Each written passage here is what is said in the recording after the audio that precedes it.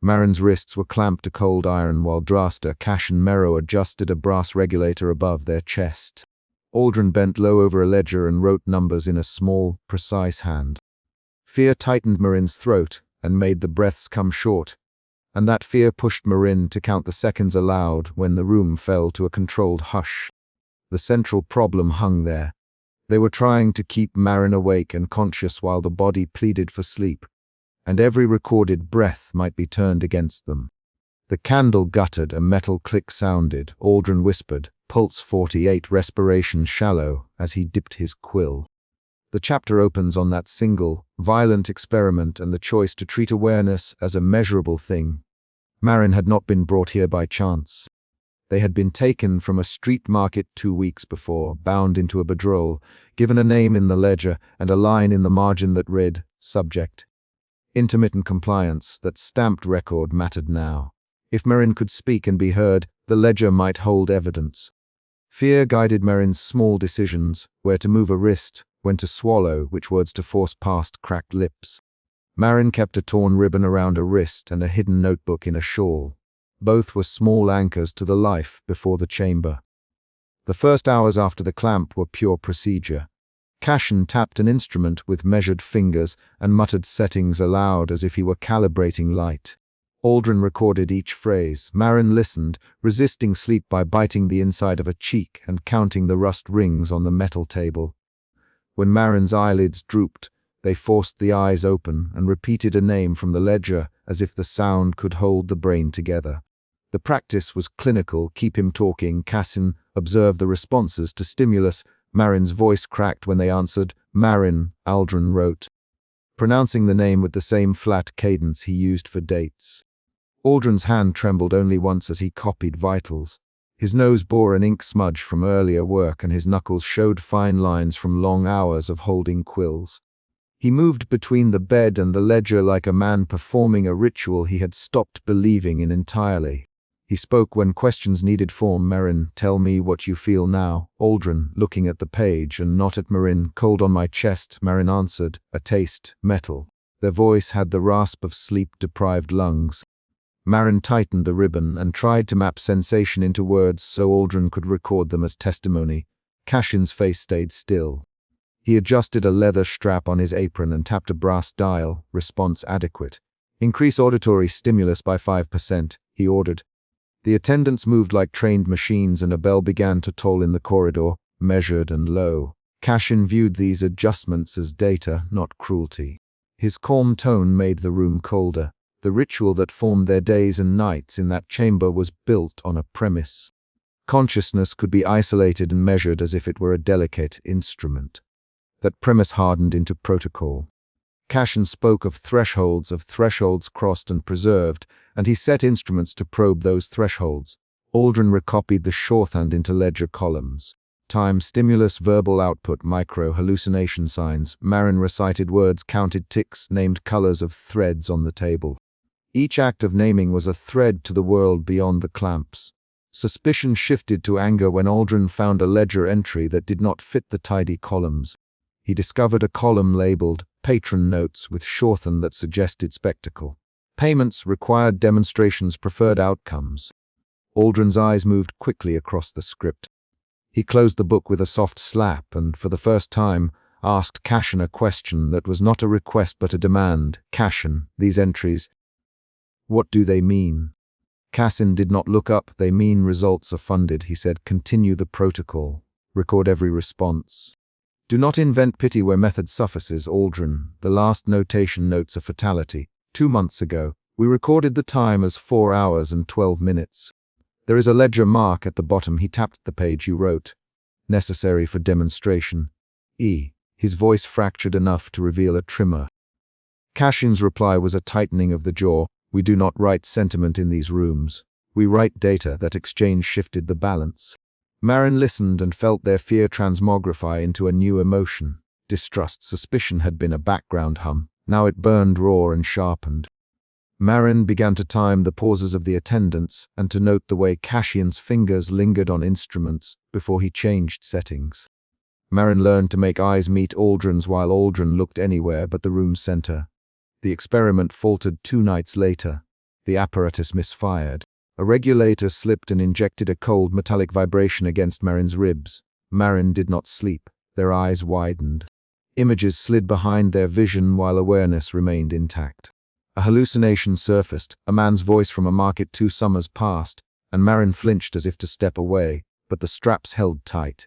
The sound was not external. It came from the edges of Marin's perception, and the room did not change. Marin's hands clawed at the clamps. "Hold him." Cassin barked, "Stabilize the regulator!" 3 attendants moved in and pinned Marin's shoulders. Cassin's hands were steady but rough. He pushed a lever and several valves hissed. Aldrin stepped back and continued to write, but his breathing increased. "Record loss of coherent imagery. Time stamp now," he said. Marin's voice thinned. "I see market stalls, apples, a woman drops a scarf." The sentence trailed into a rush of disconnected sights.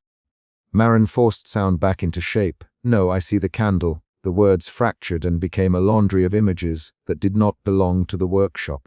Cassin's face tightened. He reached to the regulator, rid the dial, and replaced a screw with a practiced motion. "We can correct this," he said, voice flat. "Adjust auditory frequency." Increased tactile stimulus. Marin felt fingers on their forearm and jolted. An external discovery followed. Aldrin noticed a tiny burn scar on one of the attendants' palms that matched a notation about an earlier emergency. He stepped away, opened the ledger to another page, and read aloud, not as a question but as evidence. "There are accounts here of subjects who never regained normal sleep cycles, and some who stopped speaking within a month."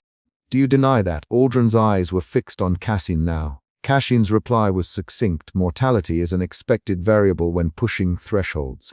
We note it, we compensate." He walked toward Marin, palm out, and tapped their cheek to check pupil response. Marin recoiled from the touch. The tangible confrontation matured into a moral clash. Aldrin pushed the ledger toward Cassin. "You wrote spectacle for patron here.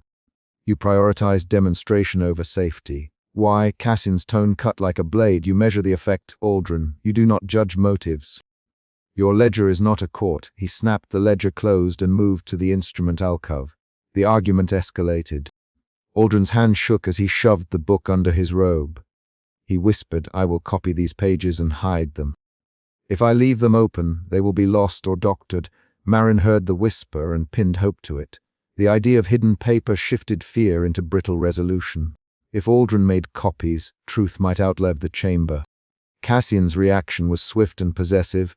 "You risked the program with superstition," he said. "Do you think patrons will accept rumor? Do you think you will survive shredding your duties for conscience?" Aldrin replied, "I will answer for what I write, not for what I ignore." His voice was low and steady. The room's tension rose. That argument became the hinge that pushed Cassin to impose a harsher protocol. He ordered a new device brought in. An invasive apparatus of copper and small teeth that would stimulate nerves without inducing sleep. The attendants carried a case and opened it with quiet, mechanical hands. Marin watched the face of the newest attendant. No name given, only duty. Sweep hair back and adjust leather straps. The tool smelled of oil and cold metal. Marin tried to speak. "Aldrin," they said. "Please," Aldrin answered. "I'm copying the page now. Keep talking. Tell me the color of the ribbon.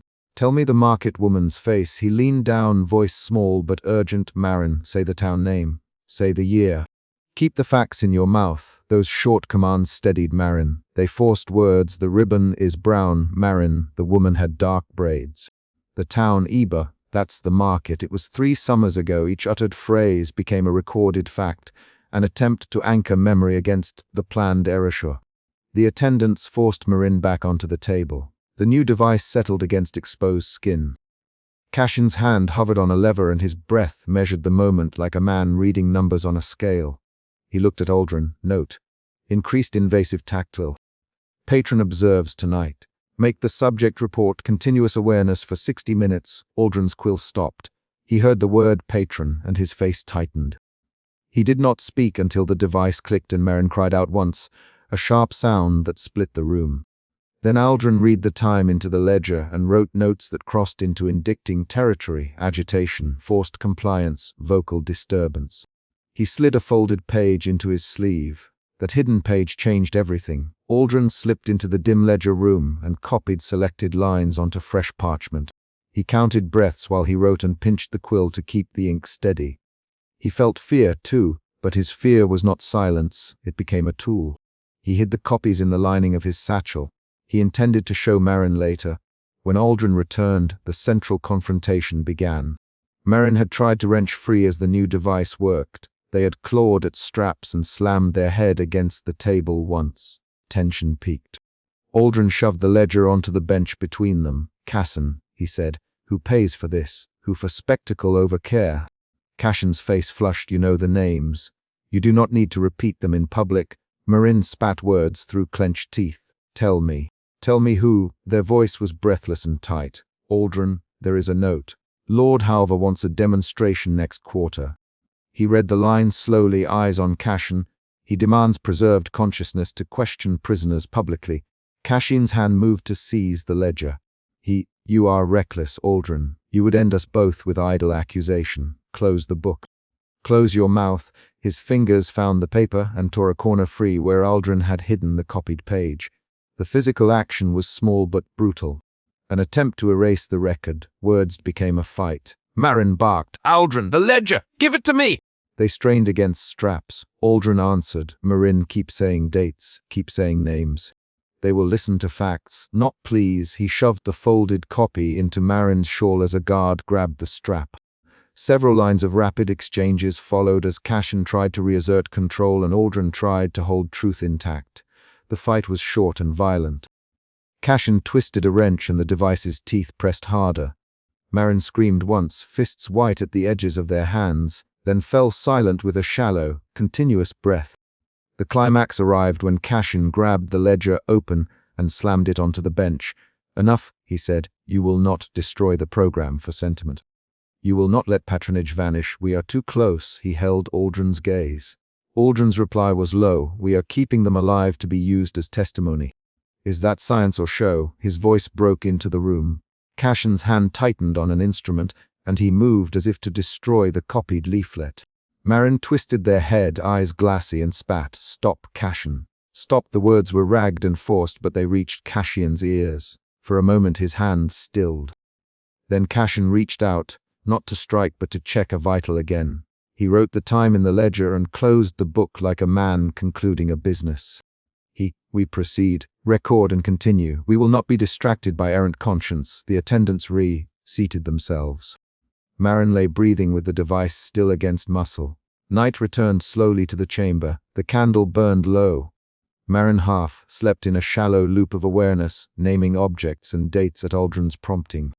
Aldrin collected the smudged pages and slid copies into the lining of his satchel. His hands worked with deliberate slowness. He folded paper into the weight of his palm and pressed the papers flat against his chest as if to warm them. Cassin retreated to the instrument alcove and arranged tools in order. He rinsed a small brass cup and set it on the shelf as if nothing extraordinary had happened. He muttered settings under his breath and tested dials until the regulator's hum returned to the familiar pitch. His posture was composed. His voice held steady, formulous. To him the night had been another data point. To Aldrin the night had become a theft of personhood. In the dim ledger room, Aldrin pocketed a final copy and said quietly into the dark, "I will hide these pages where a patron cannot find them. If I am seized, the ink on my fingers will tell the tale." He closed the ledger and blew out a candle. The faint smell of oil and burnt wick lingered. Marin woke after the candle had burned down to a stub. Their wrists ached. Their voice was hoarse. Aldrin offered a cup of water and brushed a loose strand of hair from Marin's forehead with careful fingers. "Marin, I have copies. I will hide them. Tell me what to write in your account." "Say it slowly." Marin forced the memory of a market stall into a sentence. "Eber Market, Stall 3, woman braid, brown ribbon." The year was the third summer after the flood. They it in short phrases, each clause a bead threaded on the ledger's line.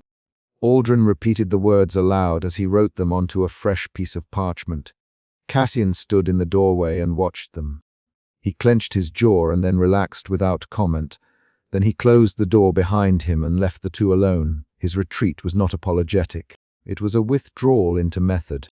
Aldrin sealed one copy inside the lining of his satchel and hid another folded into a book of blank accounts that he would later pass to a friend in the archive. If they find this, say you burned it. If they ask, say the page was misfiled. But keep the facts in your head and in your mouth. Tell anyone who asks, Eber Market, stall 3, his voice hardened into instruction. Marin nodded and then coughed. Aldrin, they said. If the ledger proves intent, what then? The question hung in the small room. Aldrin did not answer immediately. He picked up his quill and rolled it between 2 ink-stained fingers. Then, he said finally, we will have to decide whether to show it or to bury it. I will not bury it. I cannot. Marin, he folded the parchment and slid it into his sleeve. Cassian's presence lingered in the instrument alcove, as if the room itself could not forget him. Marin lay with a thin shawl over their legs and tried to bring back clear images. Instead, their memory arrived in concrete shards. The taste of copper from the device, the exact scrape of leather strap against skin, Aldrin's ink, smudged knuckles. Each fragment was a fact they could say aloud. Each fact might survive. By dawn, the chamber was quiet. A single candle smoldered on a cracked altar. Aldrin stood, tucked the last copy into his satchel, and paused at the doorway for a moment. He looked at Marin and said, hide this. Keep saying the town name. Do not let them steal your voice. Then he left by a side corridor, the satchel heavy at his side. Cassian remained at the bench and wiped a small smear of blood from an instrument with the corner of his sleeve. He did not look at the ledger. He did not need to. He arranged the tools in order and tested the dials as if checking a clock. He spoke under his breath about thresholds and control. He was already measuring the next step. The immediate violence had receded, but the moral rupture had left a trace. Aldrin's copies, Marin's forced testimony, Cassian's insistence on spectacle. The ledger would not die in that room. Aldrin would hide it. Marin's voice would be recorded, forced into facts. Cassian would continue to treat people as variables. Night closed. Aldrin turned a final corner and slipped into the archive, laying the copied page beneath a loose flagstone inside a chest and pressing the paper flat against the wood grain. He set the chest lid carefully and replaced a heavy slate on top. He slid the key into his pocket and swallowed the sound of his own breath. The concrete action of hiding the page completed a promise. It both protected truth and set a line that would force choices later. The chapter ends with a small, definitive movement. Aldrin locking the ledger chest and turning the iron key twice in the archive door. The click echoed in the stone corridor, a precise, recordable sound. Marin lay awake, repeating the town's name and the woman's braid, and the candle on the altar flickered out, leaving only the faint smear of wax and the weight of paper beneath a flagstone. They wheeled Marin into the glass-walled observation gallery while attendants tightened straps and a brass regulator clicked into place above the bench. Fear sat at the base of Marin's throat from the first turn of the wheel. That fear pushed Marin's fingers to the torn ribbon at the wrist. Marin noticed the hum of the regulator and the way the brass reflected candle points. The gallery smelled of oil and old linen. Within the next sentences, Marin could count the present danger. Cassian wanted prolonged wakefulness. Aldrin wanted honest records. Marin wanted to survive. The problem was concrete and immediate. Consciousness would be measured and stretched, and Marin's body would be the instrument.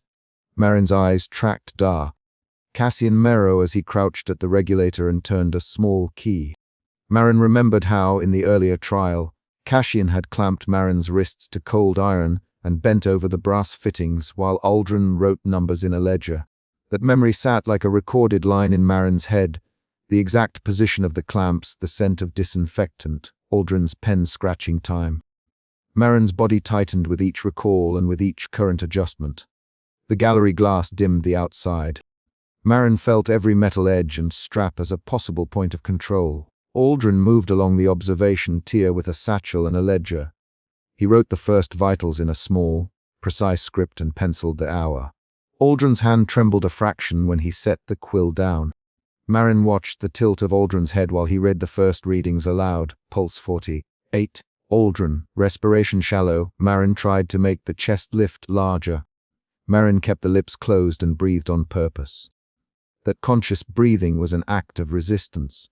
Keep the stimulant steady, Cassian ordered without looking away from the regulator. We maintain awareness with minimal collapse. His voice held the calm tone Marin had heard before, measured, clinical, and patient as a scalpel. Marin did not answer. Marin could not answer. Marin's hands were pinned, and the ribbon at the wrist was a small, private piece of identity. Aldrin stepped back and lowered his voice. "Cassian, the ration is one notch above consent." His sentence came as a quiet clause of concern. Cassian's fingers tightened on the regulator key. "Aldrin, consent is recorded. The subject must remain wakeful. That is the parameter, Aldrin. You marked intervals that do not match the ledger." His words were clipped. Cassian looked directly at Aldrin then, the first time he had shared a gaze with anyone since the trial began. "You will explain that claim." The exchange lasted 3 breaths, then erupted into short, sharp lines. "You changed them, Aldrin?" "No," Cassian replied. "The times differ by 9 minutes. Aldrin, you read numbers wrong." "Cassian, I folded copies to hide the edits." Aldrin shot back. A thin silence followed. Marin listened and tried to hear advantage in every syllable. Fear shifted to suspicion. Marin's suspicion tightened the jaw and pulled the eyes inward. It made Marin attempt a furtive movement under the strap. While attendants adjusted a fitting beneath the regulator, Marin worked the fingers at the cuff and tried to catch the small screw that fastened the regulator's breather. Marin's hand brushed metal and found a rounded flange. Marin turned it a millimeter. The movement was minute, but it changed the sound the apparatus made. An attendant glanced up. "Hey," an attendant said. A gloved hand reached for Marin's wrist. The hand struck the strap, and Marin swallowed a protest to avoid giving Cassian reason to increase the dosage. Marin's throat tightened. Marin forced the breath into a controlled rhythm. The attempt to loosen the regulator failed to stop the procedure, but gave Marin a sliver of agency. That sliver became fuel for the next choice. Aldrin slid a folded page out of his satchel later, when the glass darkened and the attendants bent over charts. He passed the folded page through the small gap at the lip of the bench and let Marin take it with a hidden thumb. Marin unfolded the sliver of paper and saw precise inked entries. Timestamps, doses, and a column with a note. Serge added. The handwriting showed a correction, and the correction matched the angle of Cassian's pen. Marin's eyes burned. The shock of betrayal moved through the body, the tightness in the chest, a brief nausea, then a sharpening clarity. Where fear had driven small furtive acts, suspicion now demanded a plan. Marin mouthed the words Aldrin, and Aldrin leaned down, whispering, "I will copy these. I will hide them." Marin's voice came in a line. "Why?" Aldrin's reply was low. "Because Cassian will push harder. Because I cannot let him erase this if someone asks." Cassian noticed then. He strode toward the ledger table with stride long and controlled. His coat hung like a shadow cut to lines. His face carried the thin scar along the left jaw that Marin now knew in detail. Cassian's voice carried across the room. "Aldrin," he said, "you are compromising the protocol." Aldrin pushed the satchel closer to himself and read a number. "Cassian, you ordered a surge at 20,200. The consent states 20,215. The error margin is negligible." "Cassian, you intentionally set a surge at 20,200 to catch a response." "Aldrin, you recorded 20,215. Cassian's mouth flattened. "This is not the place for court arguments. You will record the corrected time as a clerical correction. We are supposed to record truth." "Aldrin, this is not truth." Cassian's response snapped into the room like a blade. "Do not talk to me about truth. You are not the investigator. You are a scribe." They traded rapid lines, 3, 4, 5 back and forth, each voice fighting to keep control. The argument revealed the fracture lines of the study. Cassian's insistence on results, Aldrin's growing refusal to be a witness only on paper. Marin listened and scanned faces for an opening. This was the argument that would decide immediate risk. Cassian moved back to the regulator and turned the key a notch.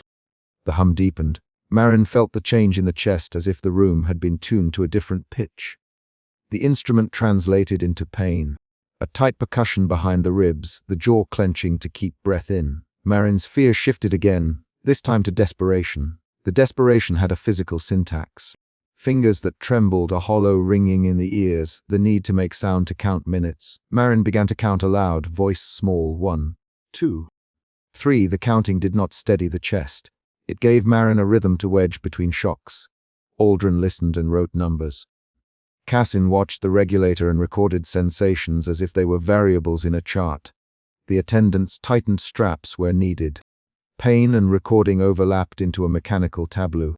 An attendant leaned forward and hissed, "Do not move," Marin whispered. "I won't." Then Marin pushed a palm into the strap and attempted another micro turn of the regulator flange. This time the screw yielded a fraction. Sparks of metal dust smelled like old iron. The regulator hiccuped. Cashin's head snapped up. "What was that?" he demanded. Aldrin touched his quill and looked between Cashin and Marin. He worked a fitting. "Aldrin," he tried to slow it. Cashin's voice narrowed. "Stop him." Two attendants moved like machines across the gallery floor. One grabbed the wrists and resecured the strap with a practiced knot. Marin's skin felt the bite of the leather emu. The attempt failed. The environment reacted. Cashin favored escalation. Cashin leaned close enough that Marin could see the 5 o'clock shadow along his jaw. He spoke with clinical flatness. "We need measurable failure points. Increase the stimulant by 1 measure now. We will observe duration of awareness." Aldrin's eyes widened. He looked toward the satchel and then at Cashin. "Cashin, we agreed to reported intervals. You cannot override recorded consent without a committee. There is no committee here at 2 in the morning. Cassan, there is an experiment. Execute my order." Aldrin folded his hands like he was restraining a pen. He lifted his voice so the ledger could hear. No, his denial stopped the breath in the observation floor for a second. The word carried the risk of reprisal. Cassan stepped forward and pressed a finger to Aldrin's ledger, as if laying a finger on a wound. "You will follow my instructions or your name will be removed from all official copies. You will lose no time if I speak to others. Aldrin, you threaten my work." "Cassan." The calm in his voice became a threat. They exchanged a short volley of lines, anger and calculation braided into 3 to 6 quick returns. Marin heard each strike as if it were a bell. The argument shifted the room again, from clinical observation to workplace politics with human weight. Marin's position sat between them like a fulcrum. Cassin raised his hand and coldly ordered a calibrated surge. The attendants obeyed. The room readied itself as if preparing for a wound. The regulator whined and the brass warmed. Marin's body reacted in a chain. The chest rose faster, muscles flexed, eyes wet with the sting of sweat. Aldrin pressed the quill harder against the ledger and scribbled timestamp readings with a hand that shook. Pain became precise. It cut into minutes. Marin counted each time, said numbers for recorder and for themselves. 15, 16, 17. Each count made the minutes tactile. Marin's mouth tasted of metal. Marin's sight tunneled at the edges. The attendants checked machines and adjusted straps. The gallery glass held a hush of recorded attention that sharpened everything inside. Then the regulator overloaded. The brass shuddered and a thin blue spark crawled along a seam. A smell of ozone pushed into the candle smoke. Aldrin's pen clattered. "Shut it down!" An attendant yelled. The regulator seized and emitted a high note. A fuse popped. The lights, candle glow and a small oil lamp swayed as attendants rushed to cut power.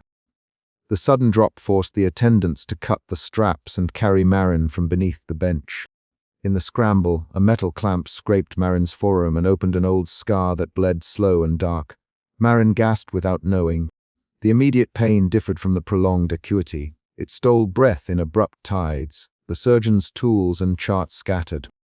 Aldrin bent and grabbed the ledger with a hand that trembled and jammed a folded copy into his satchel. He looked at Marin and ripped a strip of linen from a rag bag. "Marin, hold, Aldrin." He wrapped the rag on the bleeding forearm and tied it tight. Marin gripped the bench with one hand and pushed their hips away. The sensation of release came as chaos. Pain eased a fraction, but new blood and shock replaced the long sting. Cashin stood over the smoking regulator and calmly recorded the failure in a new column. He spoke as if making a note for future work. "Variable overload. Response refractory." Aldrin pressed a hand to Marin's shoulder. "Take this," he said. He slid the folded ledger page into Marin's notebook and held Marin's gaze with a steadiness that felt like a promise. "I will copy more.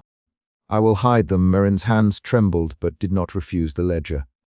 Marin pressed the page flat and began to write in the hidden notebook. Times, Cashin's orders, the way the regulator whined before the spark. Marin wrote in clipped lines to make the record readable later. The physical act of writing felt like anchoring a wound to a surface so it could be examined. Cashin turned without surprise to catalogue defeat. He did not speak to Marin directly. He drew a breath and said into the room, "This yields data. Failure is instructive. Record the variables. We will refine the regulator." Aldrin did not answer. He placed another ledger copy folded into his satchel and closed it with a seal ring. Marin felt the weight of that little package like a new arm around survival. Fear shifted again, this time into a brittle resolve. Marin's resolve did not carry speeches. It made Marin hold the notebook, write legibly, and memorize Aldrin's hand when it opened the satchel. Marin coughed and tasted iron on the tongue. Marin's body trembled in small waves, and then stilled to focus enough to speak. Aldrin, Marin, if you give these to someone, they will ask where they came from. Aldrin's reply was precise. I will not carry them beyond the walls. I will leave copies with someone who will bring them out later. I will do this quietly. Marin put the notebook under the shawl and felt the weight of the folded ledger through the cloth. The concrete act anchored Marin's next step. Aldrin walked to Cashin and, in front of him, mouthed a technical correction so Cashin could not claim ignorance. The exact time the surge had been ordered and the exact minutes the regulator had failed. Aldrin recorded the true minute in the ledger he kept, and then he closed it. For a moment the room felt emptied of immediate motion.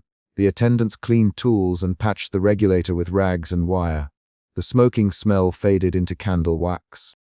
Marin lay on a battered pallet in a small recovery cell adjoining the gallery. The cell had a single low lamp that threw hard edges across the table. Aldrin sat on a stool and carved another copy of the ledger by candlelight while Cashin catalogued the variables on a separate sheet. Marin began to write a steadier record, words that would not be bent by later edits. Each phrase was short. Each line was a time, a dose, a name. Marin wrote the exact words Cashin had used. We maintain awareness with minimal collapse. Marin wrote the crackle of the regulator and the smell of ozone. Marin wrote Aldrin's exact phrase when he said, I will hide them. Aldrin folded and slid the new copy into Marin's notebook, hide it between pages 5 and 6. He said, no one will think to look there. Marin nodded and slid the ledger into the binding with hands that still shook. The wound on the forearm matched where it had been scraped. The pain no longer screamed, it informed. Marin could move the wrist a fraction and feel the seam of the scar under the skin. That sensation turned into a promise to keep naming what had been done. Cassin recorded a single sentence about the regulator failure and then left the room without looking back. He treated the episode as a data point. Aldrin stayed and applied ointment with slow, exact strokes. Marin felt the ointment cold and smelled the disinfectant he had come to associate with Cashin's careful cruelty. Night shifted to a pale dawn outside the small barred window. Marin's counting slowed. The ledger slipped under the shawl and became part of Marin's body for a while. Marin's fear was replaced by a quiet readiness. A plan to speak when the chance came, a wish that someone outside the building would read the ledger and recognize the pattern of falsified times and forced surges. Aldrin rose and met Marin's eyes. I will put copies in 3 places, he said, one with the woman who brings bread, one hidden behind the chapel effigy, and one folded inside a book at the tavern. I will not be careless, Marin, if they trace them. Aldrin interrupted with a flat, short sentence. Do not say it. I will take that risk. They did not speak of what would happen to Aldrin if Cashin learned. Both knew the risk and how thin a scribe's protection could be. Aldrin left a final mark. He pressed a smear of ink next to his signature and folded the ledger into the notebook. He shut the satchel and put the seal ring back on his finger. A knock sounded at the outer door while Marin arranged the pages. The knock was 3 quick hits followed by a pause. Someone approached the cell and waited. Marin sat upright and pulled the shawl tighter, feeling the ledger in place like a small hard stone. The final beat of the chapter was concrete. A visitor at the door. Marin slid the notebook under the pillow and called, Who is there? A voice from the corridor answered, low and careful, Aldrin sent me. I bring you cloth and bread. Marin felt the knuckles of resolve in the chest. The ledger rested against the ribs. The knock at the door became the hinge on which the next move would turn. The chapter closed on the door opening, and Aldrin's chosen courier stepping across the threshold, carrying a wrapped loaf and nothing more than the small breath of a promise. Marin's wrists were already secure when Cashin Mero tightened the final clamp and the brass regulator clicked into impatient life. Fear sat under Marin's ribs and made the breaths come short. That fear pushed Marin to count seconds allowed to stay present and to remember where the carved bead was hidden. The central problem was visible in the crowd. This device was not merely study, it had been tuned toward control, and Marin was the proof. Aldrin stood with a ledger held to his chest, fingers stained with ink, and read the room the way a man reads a verdict. The demonstration began with the device and a hush, but Marin's hands kept moving, testing straps, seeking leverage. The vaulted hall smelled of melted candle wax and iron. Marin had been here before under Merrow's method. Wrists clamped to cold iron while a brass regulator hovered above the chest, and Aldrin wrote numbers in a small, precise hand. That memory was literal. Marin felt the groove of the iron at the wrist, the press of the leather apron at Merrow's hip, and it guided Marin's actions now. Fear was the engine. Fear made Marin try tiny movements, try to slip a finger toward the torn ribbon and the wooden bead at the wrist. Marin's eyes scanned the faces, patrons leaning forward, attendants watching the regulator's readouts, Merrow's jaw set like an instrument. Cassin Merrow moved as if carrying out a learned ritual. He tested the regulator by ear, turned a knurled wheel, and watched the thin mercury gauge. Hold steady, Merrow, low and precise. Aldrin, record the baseline. Aldrin flipped a page and wrote numerals in a hand that trembled only once. Baseline recorded. Aldrin, 70, 2 beats, respirations shallow. Merrow's voice did not rise. It narrowed. He did not answer Marin's silent mouth. He treated the body as a graph and the wrist as a variable. A low murmur rose when Merrow explained the day's aim. To prove consciousness could be measured and preserved even under sustained pain. The statement landed like an accusation. Patrons shifted from curiosity to expectation. A woman near the front pressed the edge of her sleeve to her mouth. A young attendant kept his eyes on the regulator as if it were the only honest thing in the room. Marin's fingers found the bead and turned it in a small, secret rhythm. Fear loosened into a thin, urgent resolve. Marin would not give them blankness. Marin would remain awake long enough to make something happen. Outside the demonstration hall, Aldrin had already rehearsed an exposure in his mind. He had written ledger entries that named intentions, weaponization, calibrated torment, repeatable output. The ledger lay under his hand like evidence that would not quiet his conscience. His emotion shifted from obligated compliance into doubt. He had told himself he was recording, not enabling. Now doubt hardened into alarm. He walked to the lectern with pages folded between fingers and set them where a curious patron might read. The shift in Aldrin's voice showed. Merrow, he said during a pause between measurements, and Merrow glanced up with mild contempt. Aldrin, Merrow answered. We proceed. Science does not ask permission from unease. Science also does not sign these entries for battle readiness, Aldrin snapped. You wrote about vectors of control on page 42. Merrow closed his eyes for a breath. Vectors is a word of range. We measure. We do not decide moral weight here. We decide by what we set loose. Aldrin, you built a lever to bend people. The argument was brief but sharp. 3 exchanged lines that tightened the air and pulled patrons' attention. The rapid back and forth left no room for rhetoric. The room held its breath and turned back to Marin. The mechanical hum rose. Marin tested the loosened strap again. The attendant nearest the bench pretended to adjust a candle but kept one hand close to Marin's elbow. Marin nodded imperceptibly. The carved bead at the wrist felt like an anchor and a tool. Marin shifted weight a fraction of an inch and used the bead to probe the regulator's connection beneath the brass plate. The action was small, a physical sequence of fingertip, bead, pressure, but it was decisive. Fear morphed into cunning. Marin measured the space between the nearest attendant's back and the regulator, calculated a tiny window, and moved. Merrow increased the regulator's output to show the audience the device's sustained effect. He spoke over the mechanical cycle, explaining the theory in dry phrases. Consciousness correlates with cortical input. We can maintain awareness by modulating afferent noise. His words were technical, but the outcome was plain. Subjects would remain awake and in pain. A patron coughed. A guard shifted. Aldrin's palms grew slick on the ledger. He had prepared earlier to place pages where a reader might see the policy notes that tied the experiment to coercion beyond science. He waited for a lull and then let the ledger's corner fall toward the lectern. A murmur rose when a patron read aloud, tested for non-lethal extraction, the man said, and then another line. Fielded for crowd control, conversation broke into a dozen whispered accusations. The audience no longer watched with clinical distance. Anger threaded the rows. Merrow's hands tightened on the regulator's controls. He turned a wheel higher, the needle jumped. Marin's breath shortened again, not because of pain alone, but because the crowd's mood shifted. Curiosity curdled into alarm and then into threat. Merrow snapped an order at attendants to lock the straps. His voice pulled from clinical to sharp. Lock the straps. Increase output by 2 increments. Do it now, an attendant obeyed, slamming a strap so Marin's shoulders pressed into the bench. Marin's fingers met leather and iron. The bead scraped across a seam. Marin had to act faster.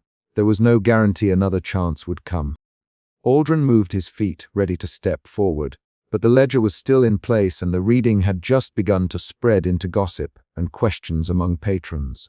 Merrow's escalation forced a reaction. Guards at the edges braced, and a cluster of patrons rose to voice demands. Stop this, someone shouted. This is cruelty.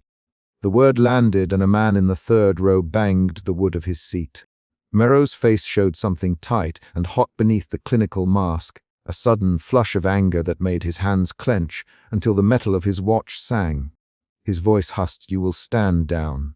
This demonstration is controlled," he added authority, testing power against the crowd's rising disquiet.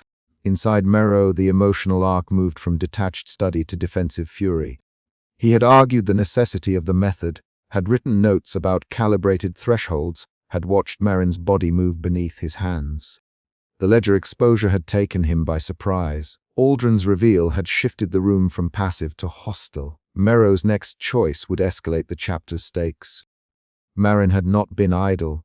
While Merrow argued with the audience and ordered increased pressure, Marin worked the bead into the regulator joint. The bead slid into a seam cleaned by years of disuse but not by care. Marin pushed, and the mechanism gave with a small, metallic cough. For the length of a heartbeat, Merrow thought it a minor fault. Then the regulator convulsed as if struck. Sparks leapt at the edges of brass. The device slammed, and a violent mechanical shudder ran through the bench. The climax arrived when the regulator failed spectacularly. Metal ratcheted and a spring inside the regulator snapped. Steam hissed from a vent near Merrow's hand. Merrow was thrown sideways against iron, his spectacles scattering. Attendants lunged and guards rushed the platform. Marin's body convulsed in a way that was not part of the experiment. Muscles seized, fingers unclenching from the bead. Consciousness slid not like a veil but in a staccato list. One sharp memory, then blackness for a breath, then a quick, forced return. Marin's vision cut to spots of candlelight and the face of a guard leaning over. Merrow crashed to the ground and struck his shoulder. He cried out once, a short, animal sound, and then barked orders that were lost under a dozen other noises. Aldrin pushed forward through the press of bodies with a page clamped between 2 fingers. He read aloud ledger entries as the attendants scrambled to hold Marin and to check Merrow. Page 42, Aldrin, fielded for crowd control. Calibration indicates predictable awareness retention. The words landed and changed the audience's response into fury. Patrons surged. Voices overlapped into accusation and demand. A guard seized Marin and hauled them from the bench. Marin's neck scraped against iron and then against wool. The carved bead slipped from the wrist and fell into a shallow puddle near a floor grate. Marin blinked, tasted copper, and realized the bead had worked. The regulator had failed. The action had achieved an abrupt, violent end to the demonstration and shifted Merrow from authority to casualty. Marin's consciousness was a jagged instrument now, sometimes clear enough to recall exact faces, sometimes dark enough to miss whole seconds. Aldrin stepped onto the dais and began to read ledger entries aloud to an audience that had shifted from passive interest to moral outrage. He read names, dates, and intended uses. Each line was a blade. He spoke plainly and with fingers that trembled. This ledger shows testing for control in public spaces. Aldrin, this is not mere observation. His voice did not carry rhetorical flourish. It carried paper and ink and fact. The crowd responded with cries and with gestures toward guards. Someone shouted for custody. Another voice called for the authorities.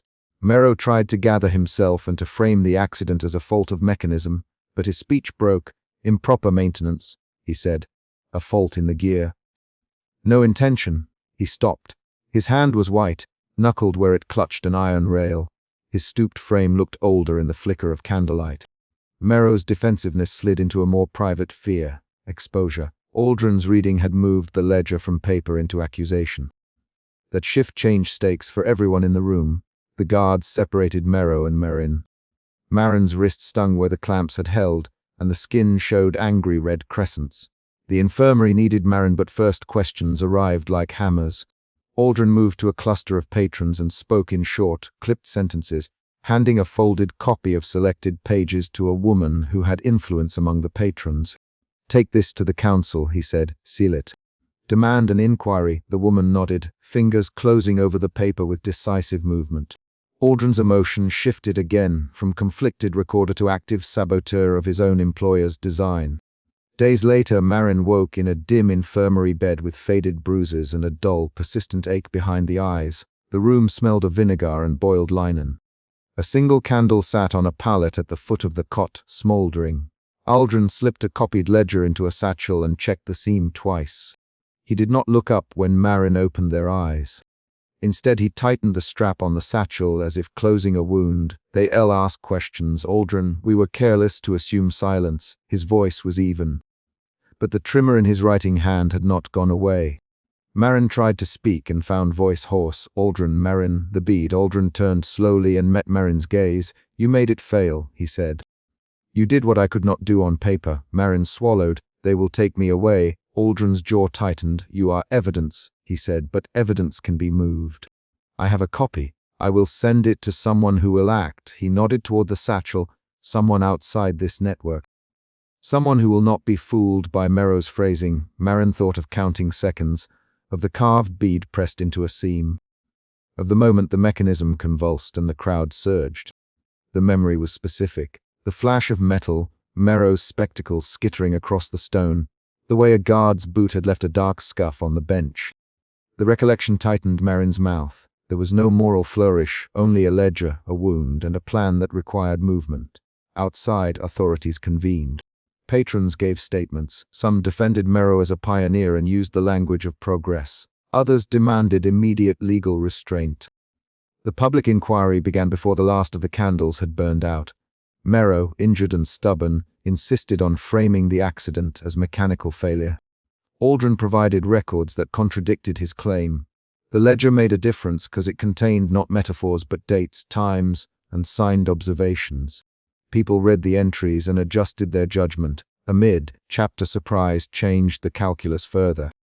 A patron who had been sympathetic to Merrow stepped forward with a second satchel of notes and testified that Merrow had discussed applications beyond medicine. Her evidence was concrete, a sketch she had copied, annotated with phrases about crowd management and subdual. The testimony landed hard because it confirmed what Aldrin's ledger implied. The revelation forced the authorities to consider aims beyond research. It made the story no longer about a failed experiment but about intentional use. Merrow found himself isolated. His public defender argued mechanism, not motive, and he floundered as witnesses and ledger pages closed ranks against him.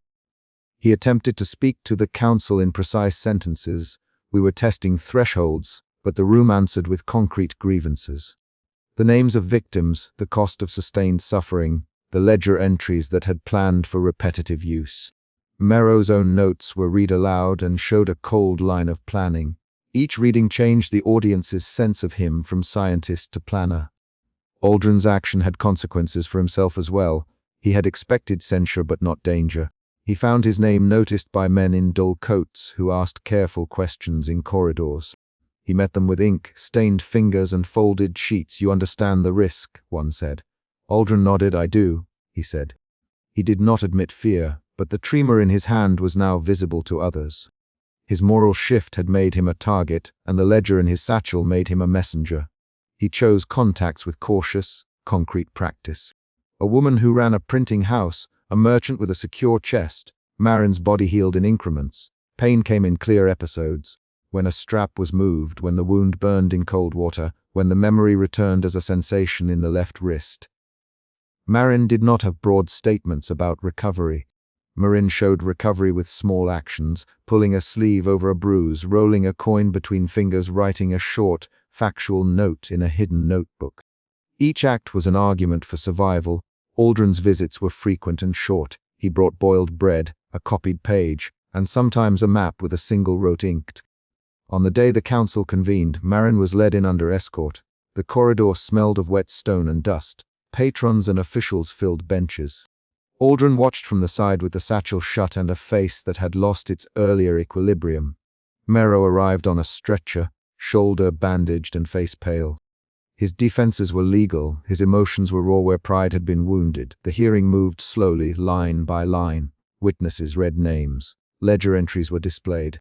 Each factual line pressed on the truth until Mero's story no longer fit the evidence. The council reached a decision that split the world of patrons and politicians. Some called for immediate prosecution of Mero and the seizure of his devices. Others insisted on restraint until mechanism inspections concluded. The final resolution balanced public pressure with legal procedure. Mero would face a formal inquiry and temporary prohibition on further demonstrations. The ledger's pages were sealed into court evidence. Marin would be placed under protective custody pending testimony. Aldrin handed a folded copy of the ledger to a woman who promised to take it beyond the city. Their eyes met with a language of agreement, not rhetoric, but a shared, practical plan. The chapter closed with small, concrete movements that signaled closure and ongoing consequence. Mero, seated in custody, watched Aldrin place a sealed envelope into a courier's satchel. Marin lay in a narrow cell that smelled of boiled linen and iron, but Marin's hands were not idle. They wrote a single line in the hidden notebook and tied the torn ribbon tighter as if anchoring a promise to memory. Aldrin pushed the satchel under a loose stone at the side of a bridge and marked the place with a notch on his palm. He then turned and walked away with measured steps. A final event sealed the moment. As the courier stepped onto the bridge, a patrol stopped him and demanded papers. The patrol examined the satchel, frowned, and then, after a long pause, let the courier pass. Aldrin watched from the shadow of an arch and felt his heartbeat shift from fear into relief and then into a new, quiet suspicion. Who among their supposed allies would trade safety for silence? The ledger moved, so did the danger. That movement was concrete.